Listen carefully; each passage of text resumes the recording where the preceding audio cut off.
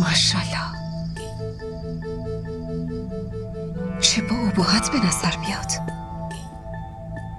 واسه این تو رو از قانون نجات دادم که تو یتیمی و تو تنها مرد خانوادت هستی،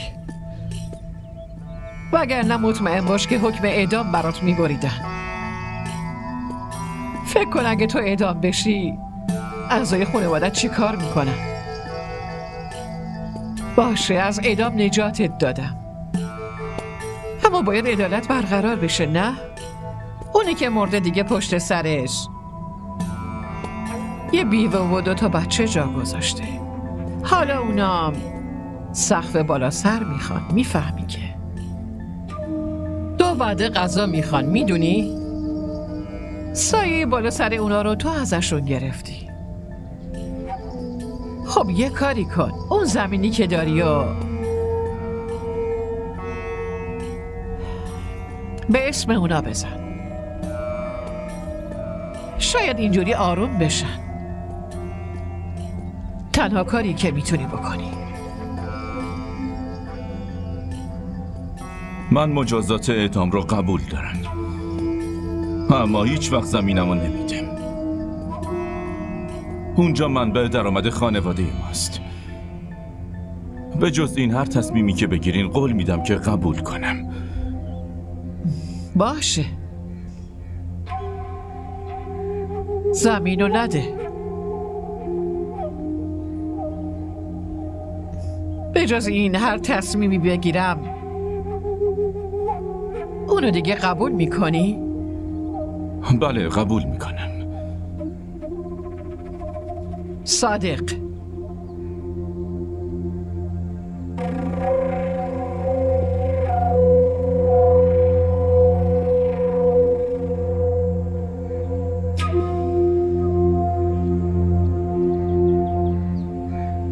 قسم بخور که به جز زمین هر تصمیمی بگیرم اونو قبول میکنی و نظرت عوض نمیشه. من قبول میکنم و قسم یاد میکنم. خب شورا تصمیم میگیره که مبشر دختر کوچیک و عزیز خانواده‌شو به عنوان خونبها به خانواده اورنگزیب تحویل بده. تمام، تصمیم گرفته شد.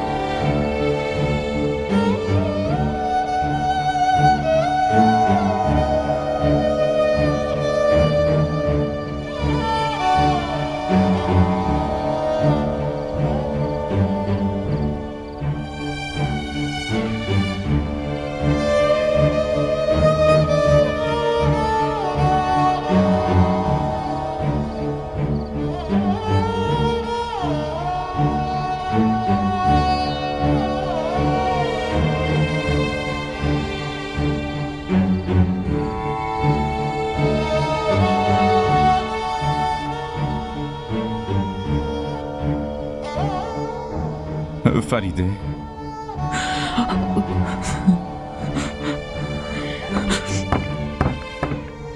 فریده در رو باز کن لطفا. در رو باز نمی کنم.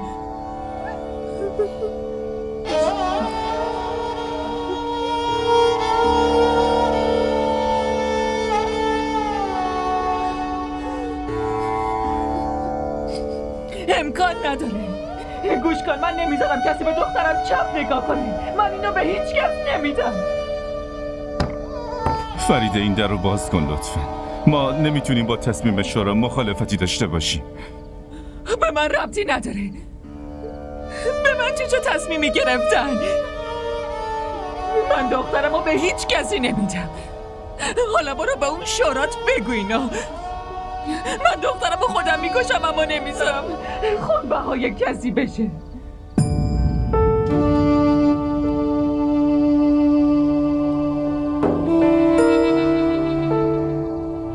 فریده میشه به حرفم گوش کنی یا این در رو باز کنی؟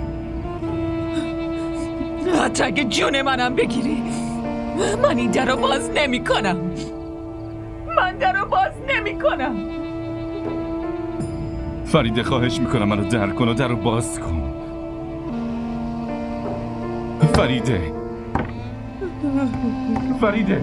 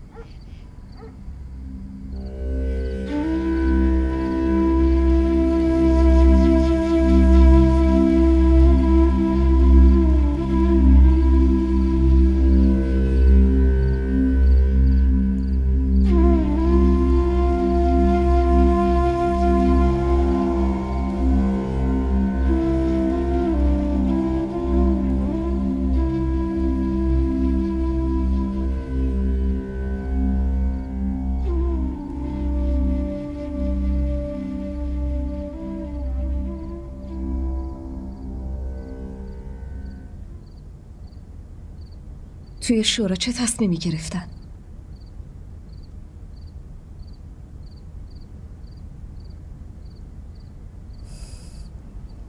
مگه سوال سختی ازت پرسیدم؟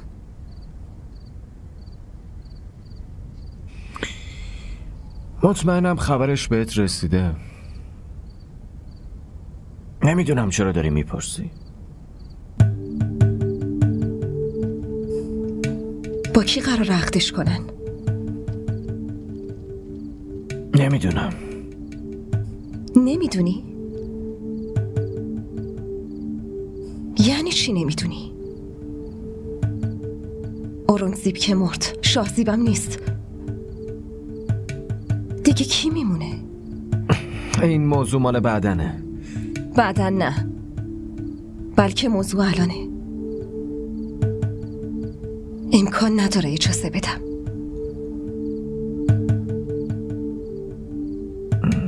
میخوای با تصمیم شورا مخالفت کنی؟ آره. فراموش نکن که کسی نمیتونه با شورا مخالفتی داشته باشه. اما فراموش نکن این تصمیمو عمه گرفته. مامان که قبلا هم توی شورا خیلی تصمیمو گرفته، اما تو هیچ وقت مخالفت نمی کردی. آره، ولی قبلا اصلا موضوعی نبود که من هوو داشته باشم. آخه به چه چیزایی فکر میکنی تو؟ حسودیت شده. حسودی نمی کنم، اما اینقدر رو که میتونم بفهمم وقتی میوه‌ای تر و تازه باشه دهن آدم آب میفته، مگه نه؟ حرف دهنتو بفهم. تا فردا صبر کن، بذار ببینیم چی پیش میاد. احمق.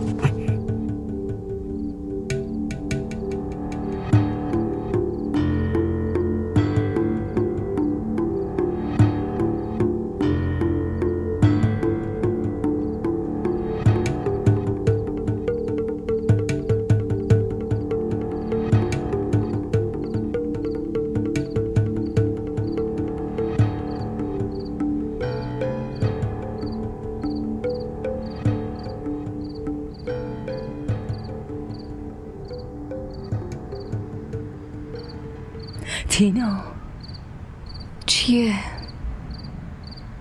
این خونبه ها چیه؟ منم امروز همین سوال از مامانم پرسیدم. خب اون چی گفت ها؟ مامان گفت خونبه ها یعنی که یه دختری رو عروس کنی ولی انگار به سمت مرگ بفرستیش. خیلی وحشتناکه. اون هر لحظه میمیره و زنده میشه.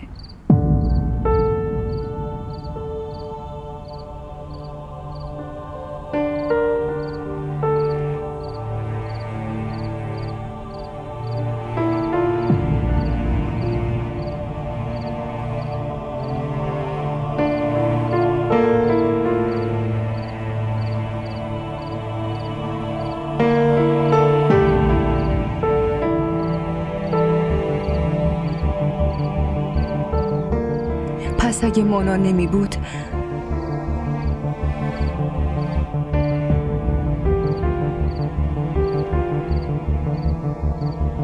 من خونبه ها می شدم.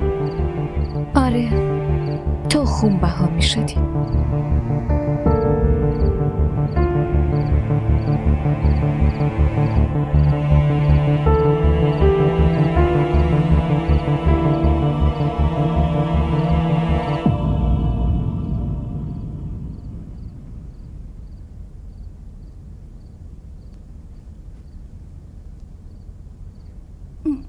ماما گرسنم شده. بخواب مادر، فردا بشه برات غذای مورد علاقت رو میپزم. حتما باز میخواین برای عمه بپزین.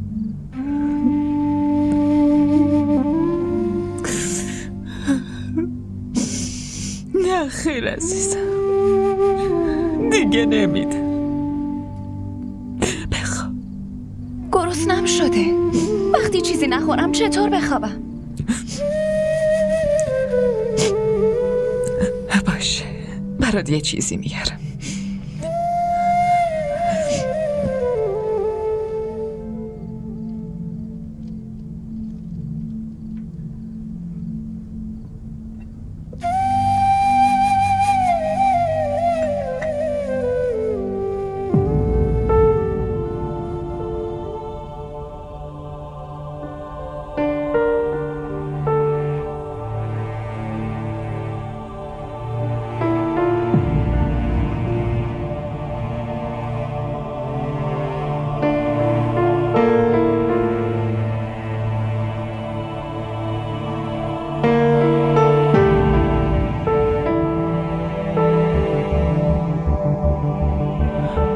برو با اون شورات بگو که من اینو با دسته خودم میکشم، اما نمیذارم خونبه های کسی بشه.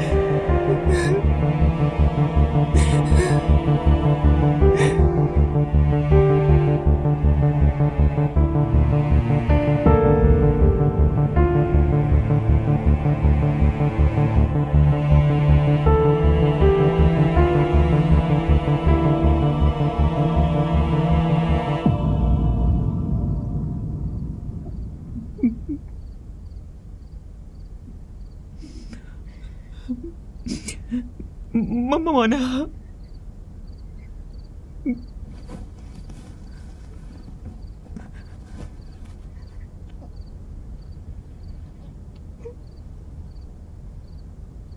چرا دستات میلرزه؟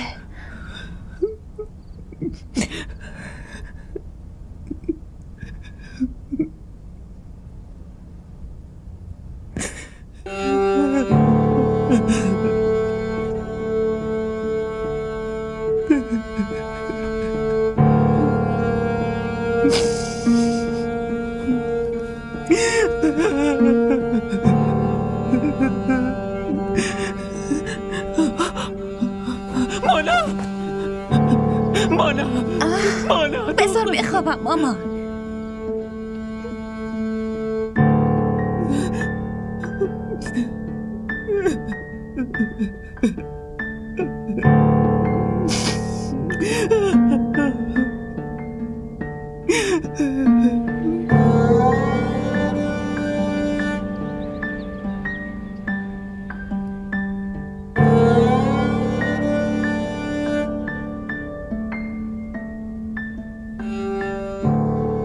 مامان به بابا عطر بزنین، خیلی بو میده. خب برو به مامان بزرگت بگو.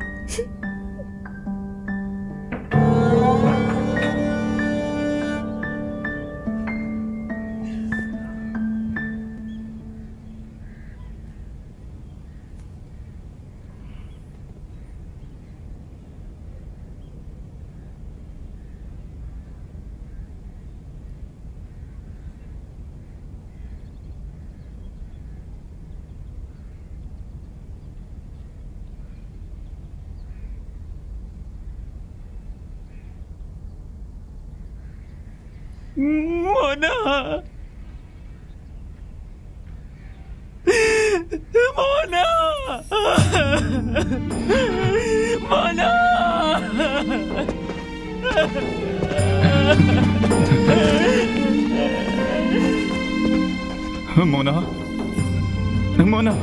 مونا دخترم چشاتو باز کن. مونا چشاتو باز کن.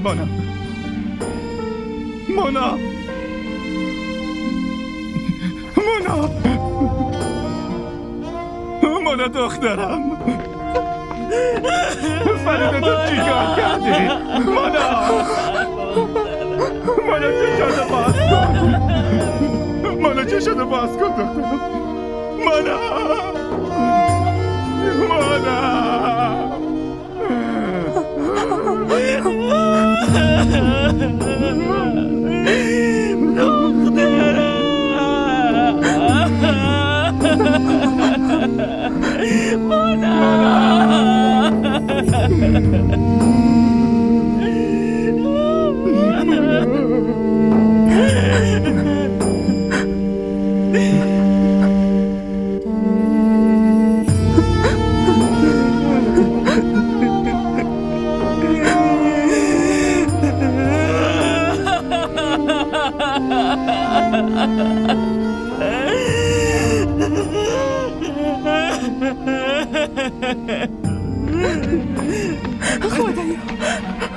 خدایا من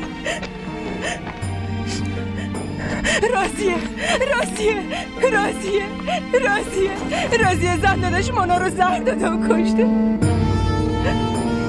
الان چی میشه؟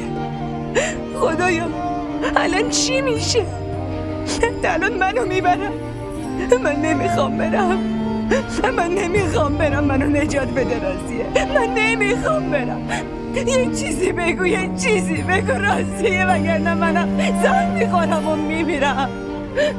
گوش کن اگه تو بمیری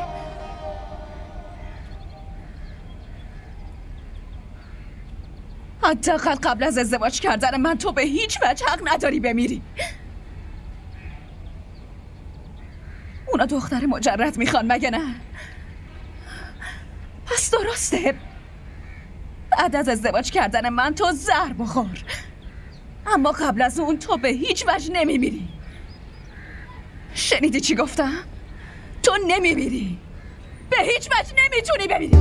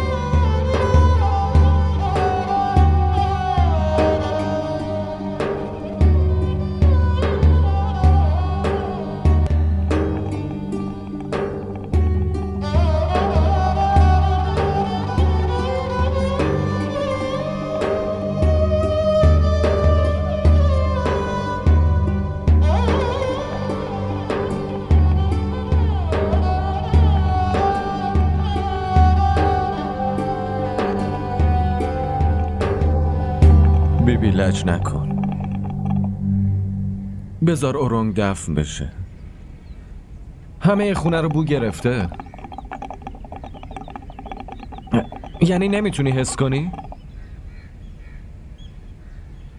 من که از خونه قاتل خوشبویی دخترشون رو حس میکنم. تا وقتی که اون دختر به این خونه نیومده باشه اورونگ رو دفن نمی کنم. اما بیبی کافیه. هر کی نمیخواد اینجا بمونه میتونه بره. تصمیم من عوض نمیشه. اما یه تصمیمی رو باید عوض کنی نمه.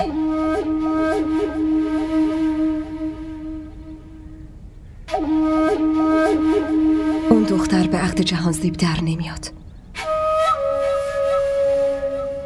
من نمیخوام اونا هوای تو کنم. اون به عنوان خونبها میاد. مطمئن باش یه جوری باهاش رفتار میکنم که تا 7 نسلش یادش بمونه.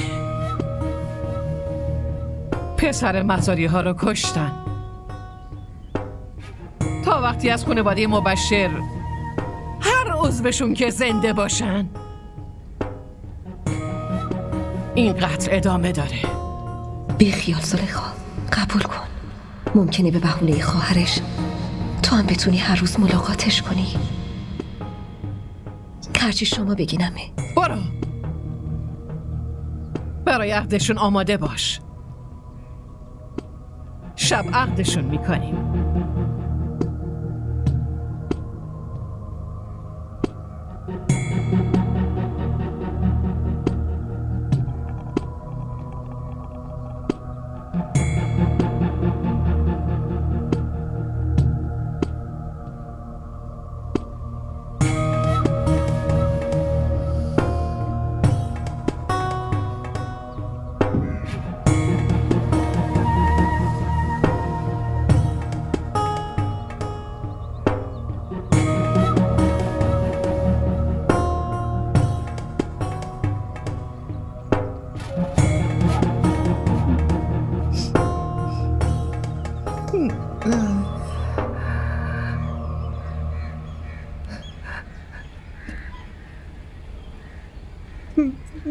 پسرم مبشر،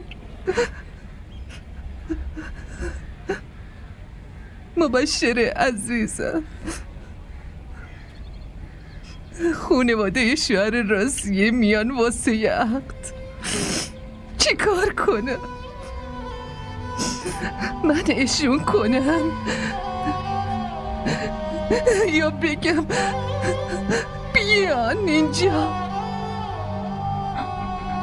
نه مامان، راضی موندن اونا کار خیلی سختی بود. بذار اونا بیان، بعد از وقت برای دفت کردن برسی هست. پسرم عزیزم، عزیز دلم، عزیزم، بمیرم برای دلت. آسیه، اون باید از اینجا بره.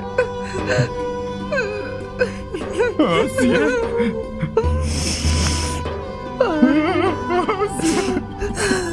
پسر عزیزم، آی خدا، چه بلایی بود.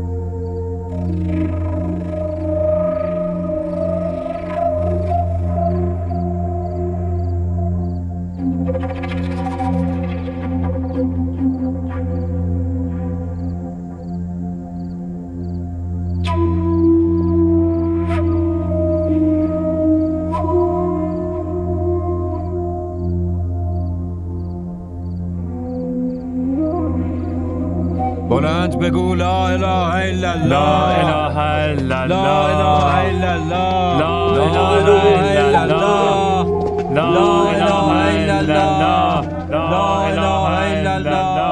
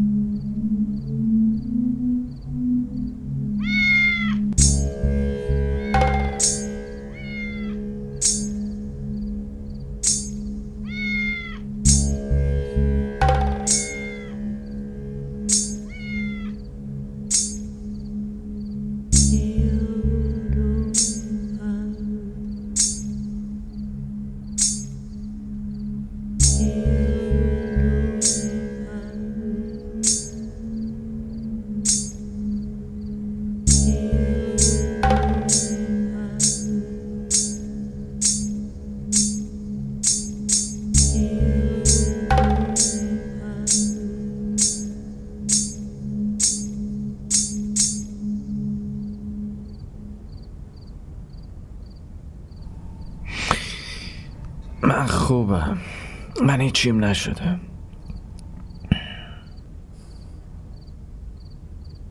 امروز من خوشگل نشدم.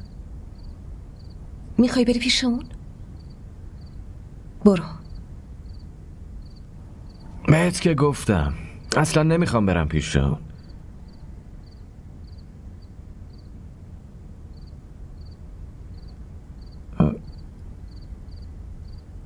دیگه چی شده؟ هیچی. خیلی خوب. آره سرمو ماساژ بده. آفرین عزیزم.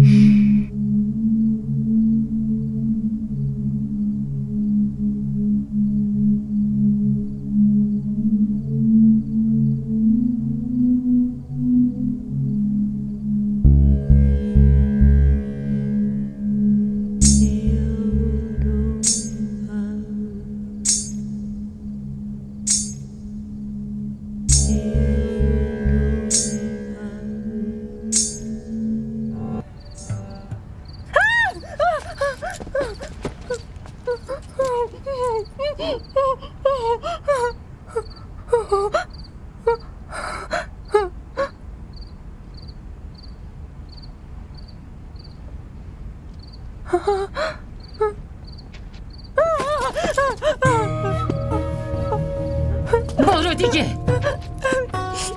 رابیا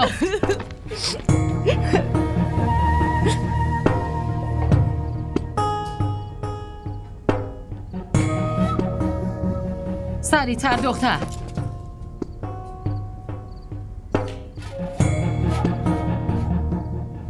یالا دیگه.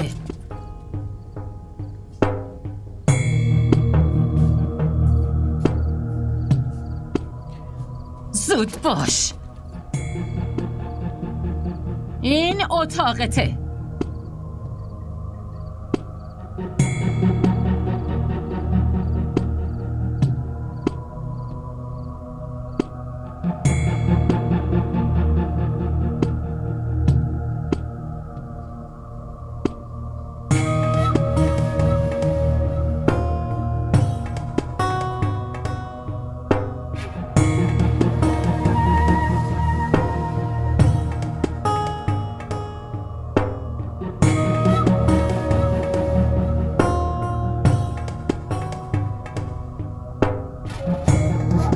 خوشت نیومد؟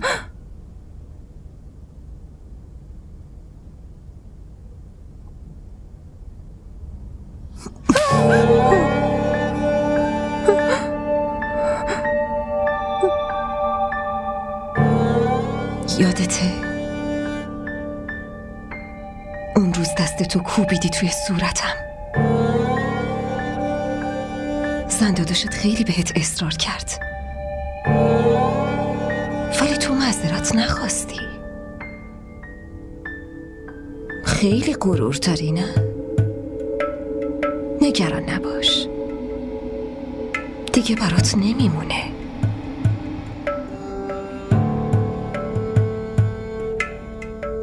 عمدن نزده بودمتون، اما معذرتم نخواستی نه؟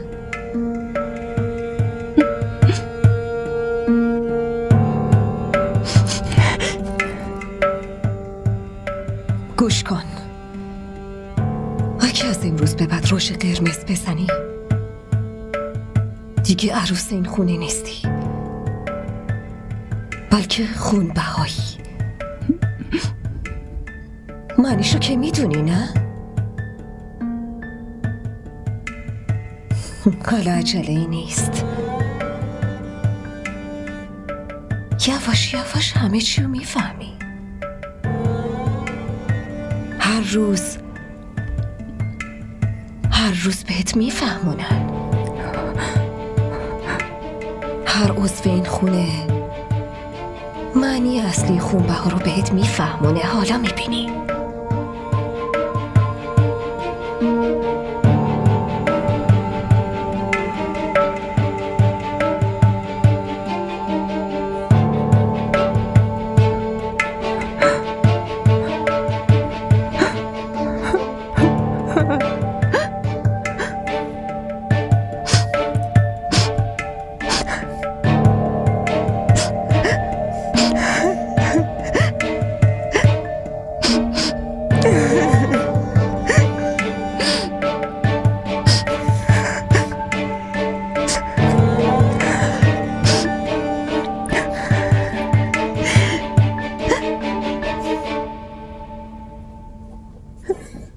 غذاتو بخور، از گرسنگی نمیری.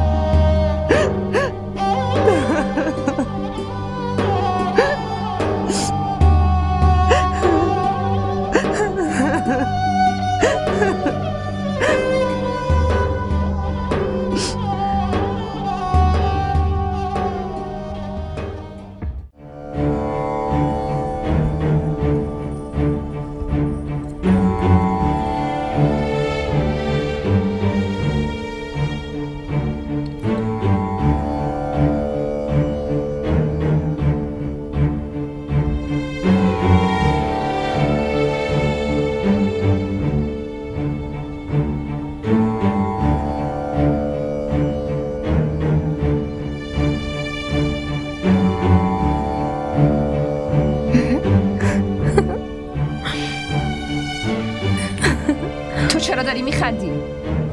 گم شو.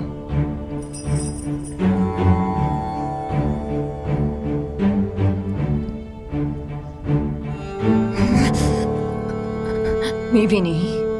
ببین، از خودت متنفر شدی؟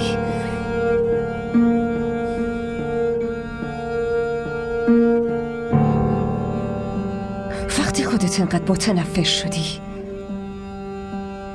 بقیه با دیدن چقدر ازت متنفر بشن. همین جوری جلوی چشمم بیا. اگه این چهره‌تو نبینم پس دفعه بعد سیاهی نه، اسید به روت میپاشم.